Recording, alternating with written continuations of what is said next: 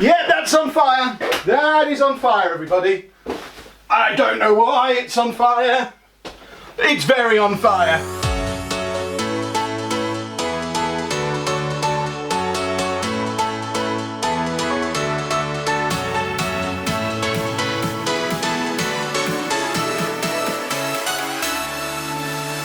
Hi folks and welcome to today's vlog. As you can see, today you are joining me in the kitchen, and you're joining me in the kitchen for a specific purpose. If you remember on our PO box opening video that we did a couple of days ago, if you haven't watched that yet, the link to that is down in the description. But on the PO box opening video, we were sent this shoebox, which is labelled "Not Shoes" for Andy with Kev's help. Kev's here to help. I'm going to open up the shoebox, remind you of what was inside it, and then we're going to do something that will either be awesome or completely disastrous. So, the shoebox, if we open it up, you can see that what we have in here, we have Lakeland Easter egg moulds. One big mould, multiple small moulds. We also have a chocolate melting pot, which allows us to melt chocolate in the microwave, plus some milk cooking chocolate from Green and Blacks, and some dairy milk.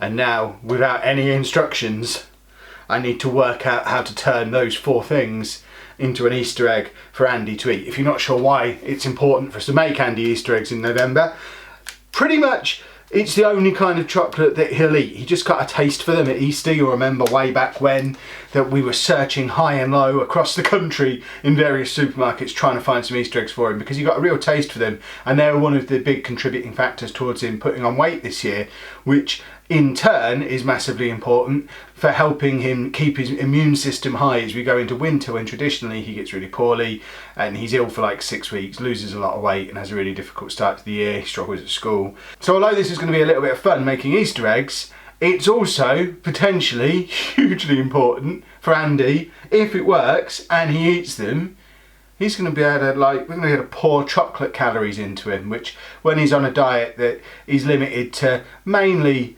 crisps and pop and the odd fish finger or maybe a bowl of cereal here and there, adding in some chocolate calories. His dietitian was so keen for us to get chocolate into him because it contains protein because of the milk that's in it. So I'm hoping, I say these have got no instructions, but actually looking on the back of the mould from Lakeland, it looks like we do have a little bit of instruction. So let's try and work out what we're actually supposed to do. So to make 2 large eggs and 12 solid mini eggs. Does it make 2 large eggs? There must be 2 moulds in here then. It looks like there's just 1 mould, but I guess there must be 2 in there maybe. Break the chocolate up into pieces, melt in a heat-proof bowl, so we can melt it in this thing. Put the chocolate into a microwave-safe bowl, heat on high for 1 minute, check every 30 seconds, stirring until chocolate's melted. Allow chocolate to cool slightly. The trick is to let it thicken a little so that it coats the moulds. I haven't got a clue at what point it's going to coat the moulds. This is very much going to be trial and error for me. I'm using a pastry brush. I don't have a pastry brush. Or the back of a metal dessert spoon. I have spoons. Coat the large moulds with a thin layer of chocolate. Don't be tempted to make the layer too thick. The chocolate will simply run and give a heavy centre and thin, fragile edges. And I mean, that's important not just for the structural integrity of the egg, but actually for Andy to eat it. The reason he likes Easter eggs is because it's really thin, snappy, breakable chocolate. He doesn't like chocolate in bars where it's big, thick clumps. So we're going to be looking to make these as thin as we possibly can anyway. We want like 2 to 3 millimeters maybe as the thickness on these. We don't want big 1/2 inch thick Easter eggs, because then they're just the same as chocolate bars and you won't eat them. Put in the fridge to set, build another layer and refrigerate again. Repeat this process until you have about 4 layers. Meanwhile, we're not going to do small eggs. When the eggs are hardened completely, carefully turn them out. Brush a little melted chocolate on the surface of the mini eggs to join them together. Okay, we can do this. We can do this. Right, let's get into this then. So, if we have a look at what we've got in here. So this is the big mould. Oh, we have got 4. So we can actually go straight ahead and make 2 eggs because we've got 4 halves. We're going to put the little ones to one side for now. I don't have any plans to make little ones at the moment, but we can certainly try and make 2 big Easter eggs. But first I need to smash up some chocolate. Now I have absolutely no idea which one of these chocolates to use. I guess cooking chocolate. We're going to have to open them up and give them a taste test. It's the only option. So this is the cooking chocolate. which, although it says milk, it's certainly a lot darker than what you'd expect from dairy milk. I'm trying to find the one that tastes most like what a Cadbury's Easter egg tastes like. It's quite bitter. Whereas this, I know, let's not kid ourselves. You're watching a fat guy in a kitchen playing with chocolate. You know as well as I do that I know exactly what Cadbury's dairy milk tastes like, but in the interest of fairness, we should taste test this as well. See, it's so thick. That's what you won't eat, the big thick chunks. But that tastes exactly like Easter egg. So we're going to use that one. I don't know how much we're supposed to melt. Let's figure it out. I'm trying to break it up into little squares so that it melts quicker, because what we don't want to do, I'm pretending like I know what I'm talking about, what we don't want to do is burn some of it, or some of it's not melted at all.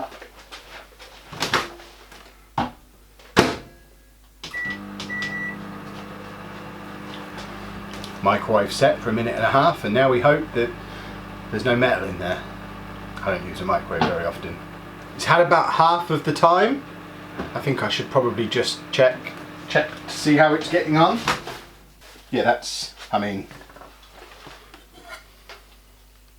still entirely solid at the moment. We continue. Yeah, that's on fire. That is on fire, everybody. I don't know why it's on fire. It's very on fire. Out. Oh my word. We've made some kind of magic potion. I've eventually got the camera on. So this is a little while after it came out of the microwave. I don't know if you can see in there. It's still solid chocolate, but it caught fire. I'm going to try and melt some chocolate the more traditional way. Don't buy these, folks. So that's the chocolate. So this created all that smoke, and as you can see, that's not even coming out. That's just blackened chocolate that hasn't melted. I'm going to do the thing I do in Blue Peter where you put it over a bowl of water. I can't believe that. It smells so bad as well. That. I hope the mould doesn't catch fire too. I genuinely, Anna's stood the other side of the camera now supervising me. I genuinely didn't think that I could start a fire making an Easter egg. This is why I have to be there. Literally. So I've just managed to get the rest of the chocolate out of this thing. And look how black it is on the bottom. I mean, I don't know what I did wrong. It's a silicone tub. Simple way to melt and pour chocolate into moulds. Simply fill with chocolate, melt in the microwave, and pour the melted chocolate into the chocolate mould. There you go. Shall I go and give him that? Let's get on with melting it properly. Right, the smoke's just about cleared now. It's nice. And I'm going to be melting this the more traditional way over a bowl of water, a pan of water in a bowl with a wooden spoon. It's not melted yet. In fact, forget a wooden spoon. I've got Lucille, the best spatula in the world.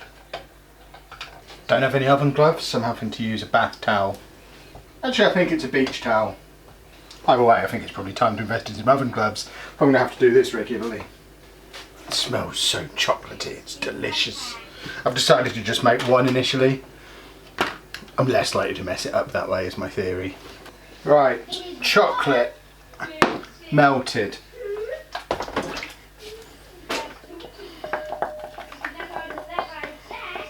Now it did say let it cool down a little bit, didn't it? I don't know if this is going to be enough chocolate. This is most of, I guess I did a third of the bar that I ruined, and probably the other, maybe another half the bar has gone in here. It just doesn't feel like it's going to be enough. We shall see. Got to get this chocolate off of Lucille. How many people have already commented, Kev, I can't believe you didn't clean Lucille with your tongue.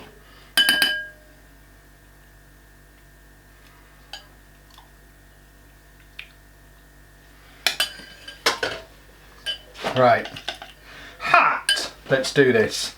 I need an extra hand. If only Anna was still in the room or sat the other side of the door and could come and hold my camera for me. No, I think Anna is actually working.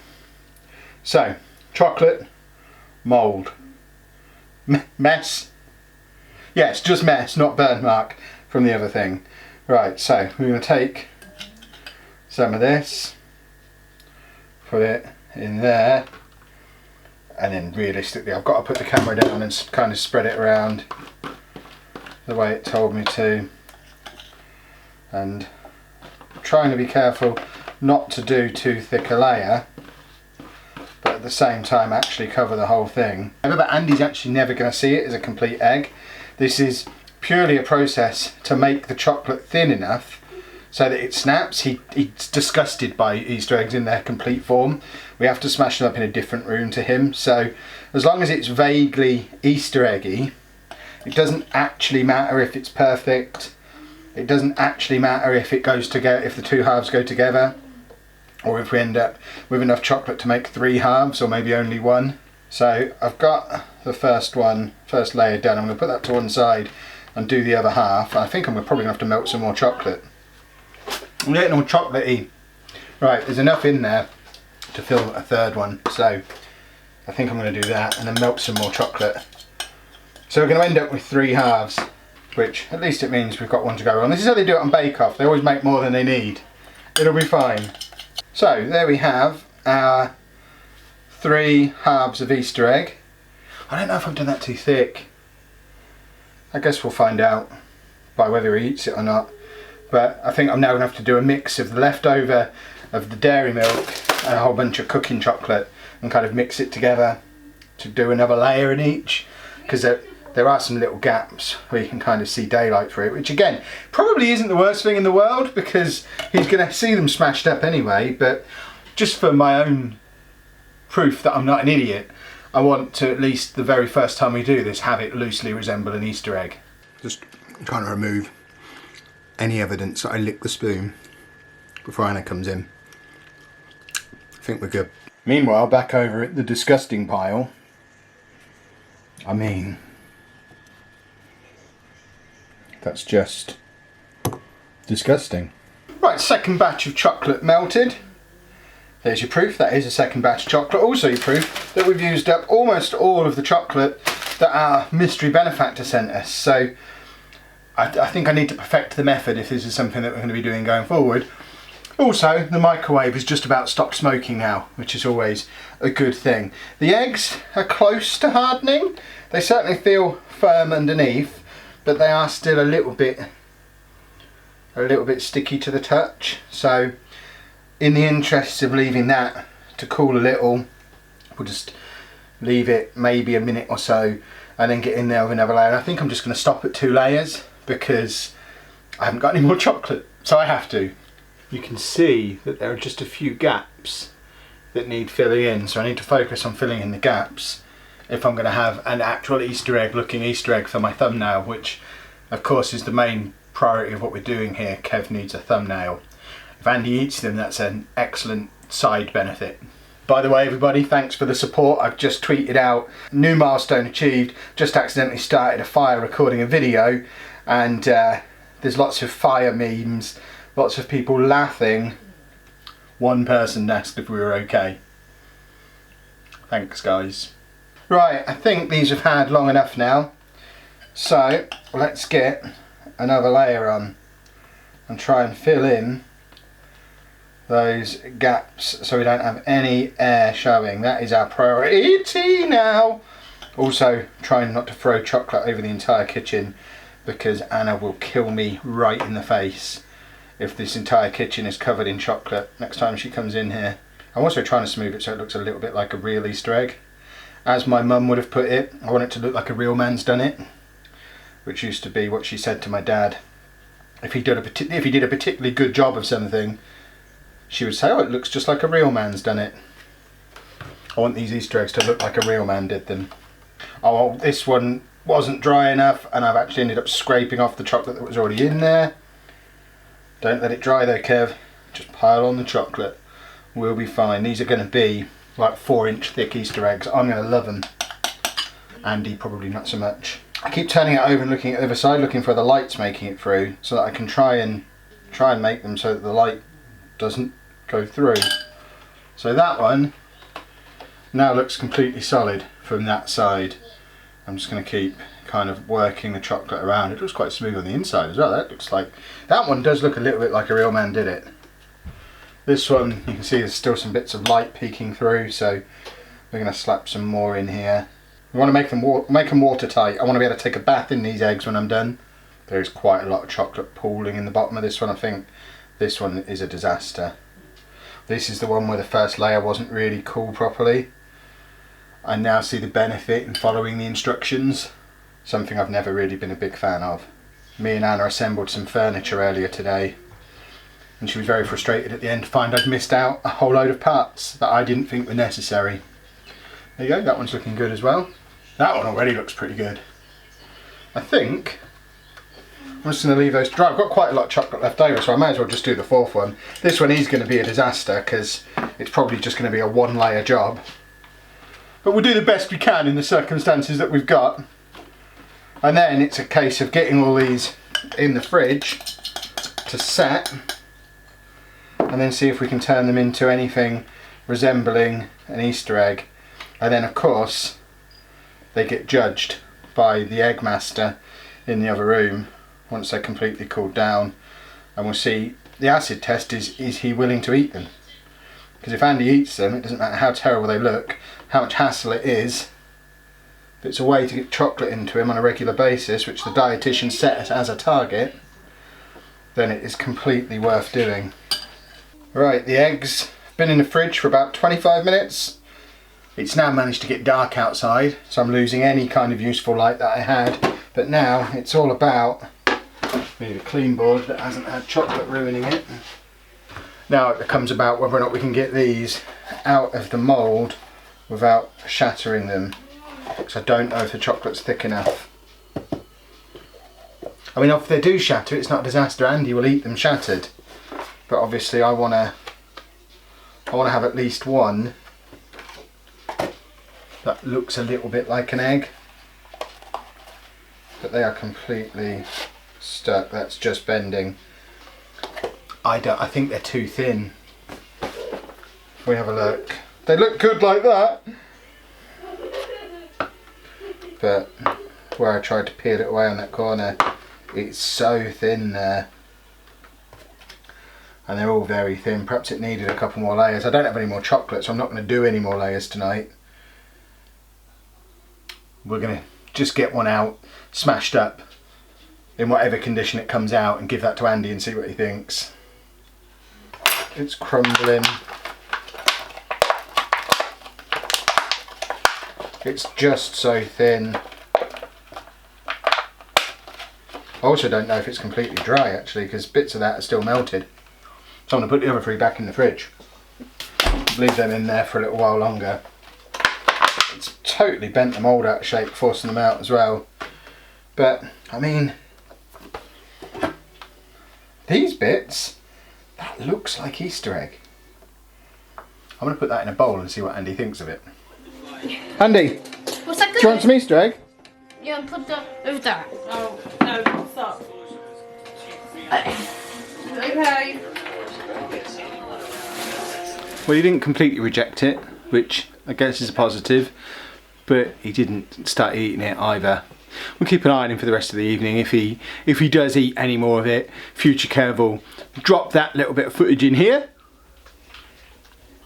We'll keep you up to date with it on the tomorrow's vlog. We'll see how he gets on with it. But for now, we will wrap things up here. If you have enjoyed this video, please make sure you leave a nice big thumbs up on there for us. Subscribe to the channel for more daily vlogs. And thank you very much for watching.